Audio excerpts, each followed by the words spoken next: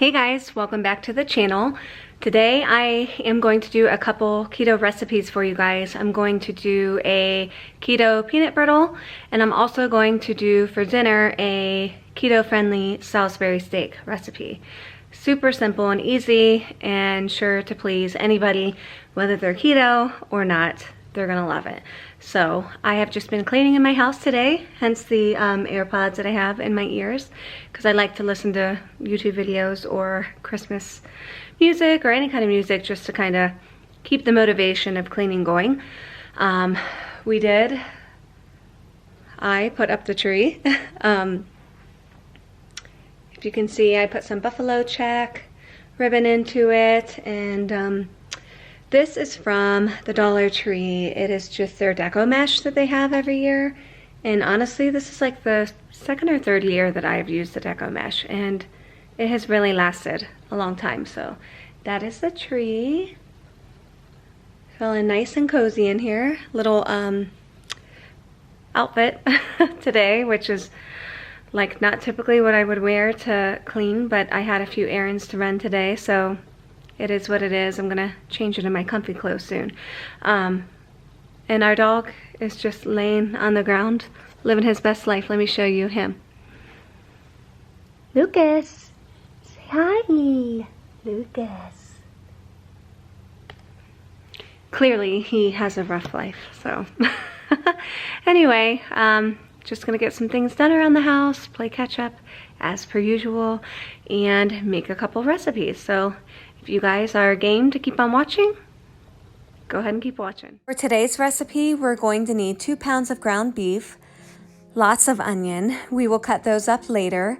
You're going to need 1 egg. I put mine in a bowl and beaten it. Mushroom, which I've already sliced in the back in a bowl there. Pork rinds. Those are going to take the place of breadcrumbs. I put mine in a baggie and went ahead and crushed mine up. Wonderful alternative to breadcrumbs. Crushed red pepper, parsley flakes, black pepper, pink Himalayan salt, black peppercorn, Worcestershire sauce, garlic, xanthan gum. We have some beef broth here.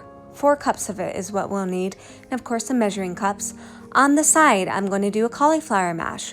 I have some sharp cheddar cheese, Philadelphia cream cheese, some organic riced cauliflower, and because I only had 1 bag of that, I do have another bag of cauliflower, and it is a ranch cauliflower, so we will use that as well, just because 1 bag doesn't make a whole lot.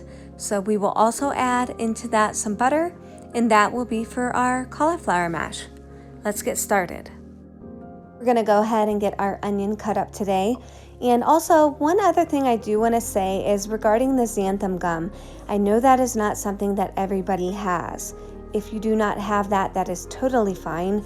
You can use flour or cornstarch. Flour will be a little bit more carby. Cornstarch will as well. So if you do have xanthan gum, that's fine. If not, use your normal, thickening agent, such as cornstarch.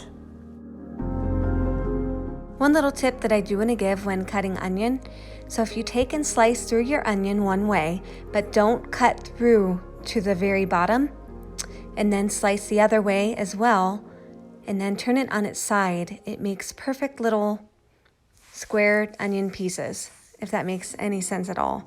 So because you're not cutting through the whole onion, it's holding the onion together still as you're slicing it. So it really is a quick way to cut up your onion. Of course, that little piece that I'm cutting right there, that is the base of the onion that was holding it together. So I do have to still slice that.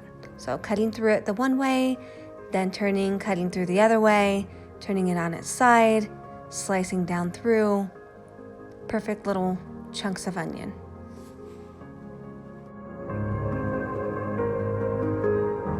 We're gonna get started on the Salisbury steaks. We have our 2 pounds of ground beef. We're gonna add 1/3 cup of our chopped onion into the bowl, followed by our 1 egg. And I've already beaten that up. I'm going to add that to my beef mixture. Okay, so next we are going to add into our bowl 2 tablespoons of our Worcestershire sauce.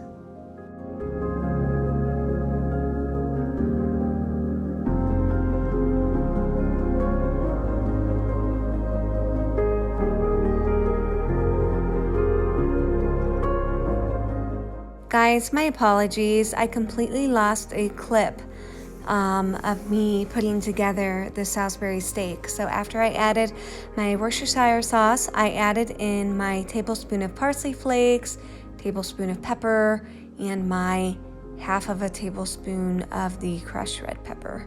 And then, as you can see, started to do the part where we have to get our hands a little dirty here. So I'm just making sure that all of the meat is just mixed together very well, that all the seasonings that are in there are spread throughout and very well incorporated before we pat out our steak patties. And here I am patting out my steak patties. The recipe for the 2 pounds of ground beef says that you'll make anywhere from 5 to 6 patties. I had 2.5 pounds of ground beef, so mine made 7 patties. The first 2 that I made were just normal size. The last 5 that I made were a little bit bigger than the first 2 that I made, so I could have stretched it out a little bit more, but I went ahead and made 7 patties.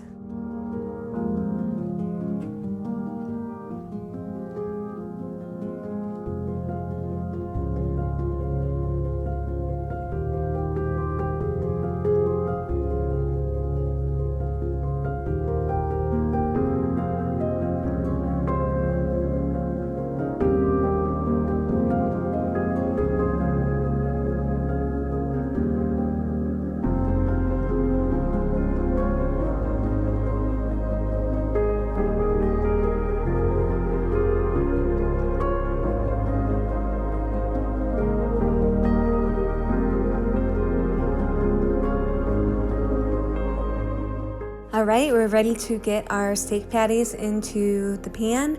I have my cast iron skillet out. I have it turned on medium, and I'm going to fit as many steak patties in my pan as I can. I ended up putting 5 of them in the first time, and then I finished the other 2 off once these were done cooking. I am going to cook each of these patties about 4 to 5 minutes on one side, flip them over and cook them 4 to 5 minutes on the other side. And here our patties are ready to flip over.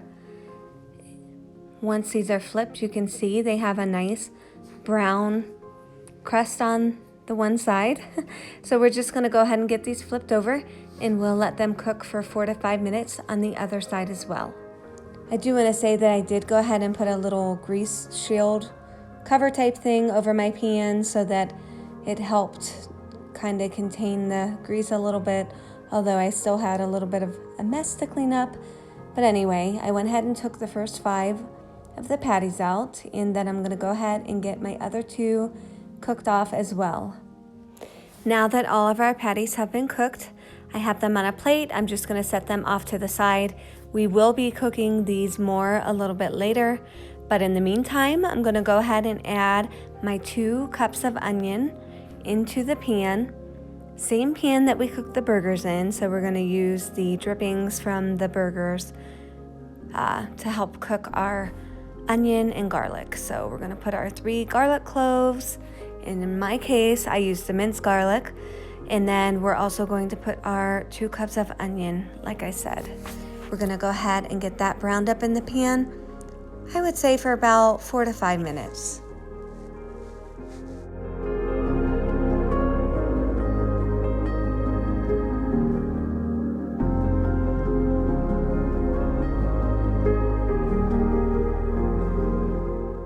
Now that our onions are looking nice and soft and caramelized, we're going to go ahead and add into our pan our 8 ounces of sliced mushroom. I think I have a little bit more than 8 ounces, to be honest, from what I cut up, but that's okay. So we're going to go ahead and add this into our pan, probably cook those for about 3 or 4 minutes.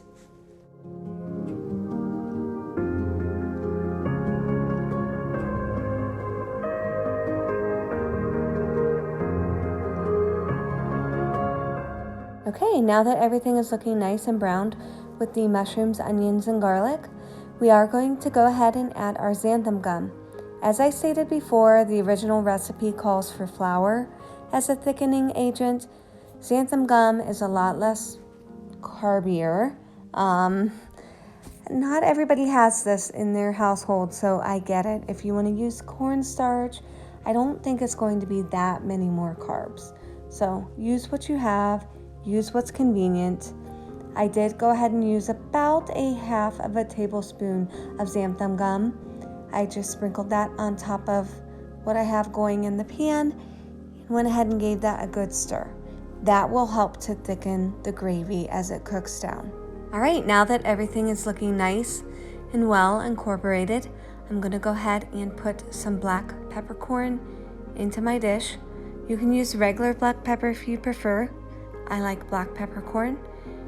We're gonna go ahead and add some pink Himalayan salt into the dish as well. Just a few turns. Then we want to go ahead and add our other tablespoon of Worcestershire sauce into our pan. Followed by our 4 cups of beef broth. Go ahead and get that added into the pan and give everything a good stir. After you add your beef broth, you're going to go ahead and add your Salisbury steaks back into the pan.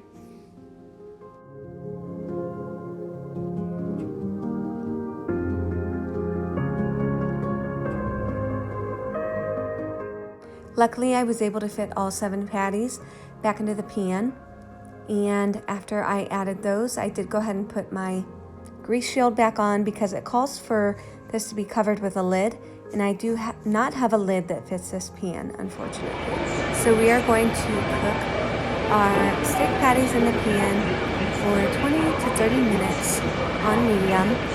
Here, I'm just taking the gravy and making sure that it is covering all of the patties. And we're just going to check on it periodically while it's cooking, just to make sure nothing's burning. Okay, so while we're waiting on our Salisbury steak, we're going to make our Caulimash.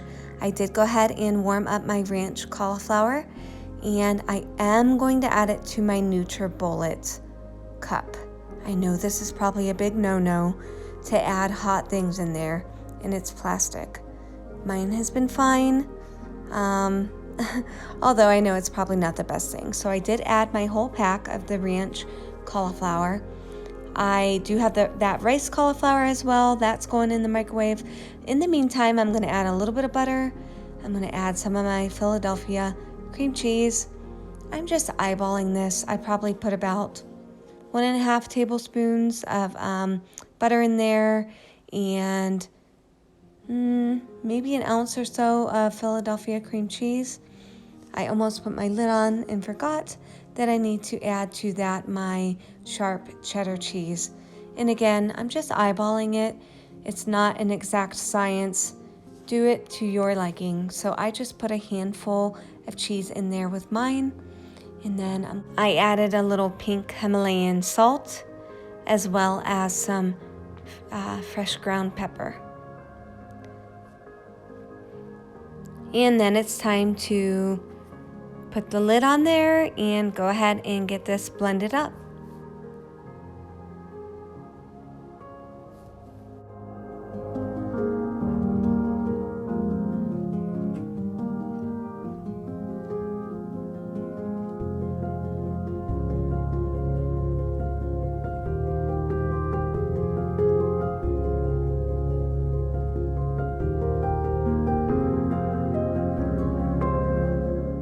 I got it out of the NutriBullet, and as you can see, the texture of it is nice and creamy. And we're going to go ahead and get our other bag of cauliflower added as well.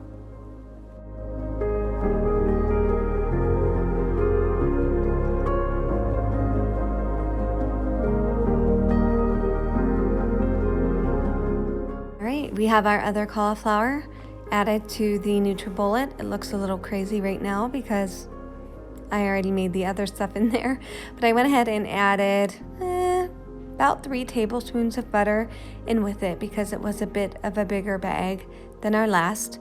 And then I just added to it the rest of the cream cheese that I had softened. So, like I said, it's not an exact science. Do it to your taste, do it to your liking. I am going to go ahead and add another handful of cheese in as well, and we'll go ahead and we'll get that blended up also. You do not really want to add any milk or heavy cream to it, although I have tried that in the past. You're going to find that the cauliflower is moist enough. It's already going to hold a little bit of water, so you should not have to add anything more to it as far as liquids go. I added my salt and pepper and got that blended up. All right, my other batch of Caulimash is done. This one actually turned out a bit thicker than the other one. Not sure why that was, but that's okay. Between the two of them, it turned out really well. So I suggest testing out different things. You could use, regular cauliflower, raw cauliflower at the store and cook it yourself and try it that way. Or you can use the frozen. That's what I did. Honestly, it works perfect. These are going to be so good. They're so nice and creamy. You can see the texture. It's just like a mashed potato would be. You will not be disappointed. I mean, obviously, it's cauliflower, not mashed potatoes, but it's really good. We're gonna go back and check on our steak patties here. As you can see, everything's looking really good. I'm just kind of flipping these over, taking a look at them. The sauce has started to thicken up, and as things cool, it will get even thicker.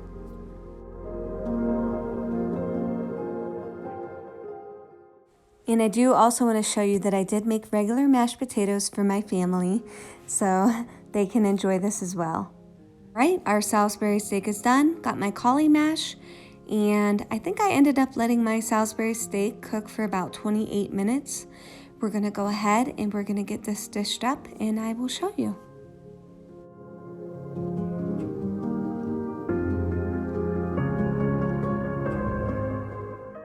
How creamy do these cauliflower mashed potatoes look, guys? It's crazy to me. They look like regular mashed potatoes. You will not be disappointed if you make this recipe.